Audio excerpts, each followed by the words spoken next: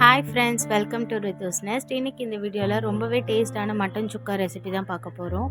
இந்த ரெசிபி ரொம்பவே டிஃப்ரெண்ட்டாக இருக்கும். இது ஒரு ஒன் பாட் ரெசிபி தான். நிறைய நமக்கு இதில் வேலையும் இருக்காது. இப்போ இதுக்கு நம்ம தேவையான பொருட்கள்லாம் பார்க்கலாம். இப்போ ஒரு மிக்சி ஜார் எடுத்துகிட்டு அதில் 2 துண்டு பட்டை, ஒரு 3 கிராம்பு, 2 ஏலக்காய் சேர்த்துக்கலாம். கூடவே 2 ஸ்பூன் சோம்பு, 2 ஸ்பூன் மிளகு சேர்த்துக்கலாம்.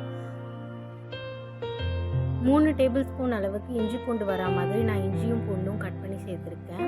இது கூடவே ஒரு கை பச்சை மிளகாய் சேர்த்துட்டு நம்ம இதை கொரகொரப்பாக ஃபஸ்ட்டு அரைச்சி எடுத்துக்கலாம். இது கூட ஒரு கை ஃபுல்லாக கொத்தமல்லி சேர்த்துக்கிறேன். கொத்தமல்லியோட ஃப்ளேவர் நல்லாயிருக்கும், அதனால இன்னும் கூட எக்ஸ்ட்ரா உங்களுக்கு தேவைப்பட்டுச்சுன்னா சேர்த்துக்கலாம். இது கூட 2 பெரிய சைஸ் வெங்காயம் கட் பண்ணி வச்சுருக்கேன், அதையும் சேர்த்துக்கலாம். இது கூடவே டேஸ்ட்டை பேலன்ஸ் பண்ணுறதுக்காக நான் ஒரு பாதி தக்காளி சேர்த்துக்கிறேன்.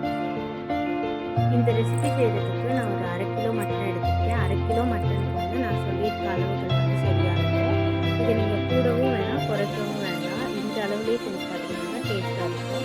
இப்போ ஒரு குக்கரில் நம்ம எண்ணெய் சேர்த்துட்டு நம்ம எல்லா பொருளையுமே அரைச்சிக்கணும். இப்போ வெறுமனே விரிஞ்சி இலை மட்டும் சேர்த்து நம்ம இதை தாளித்து விட்டுக்கலாம்.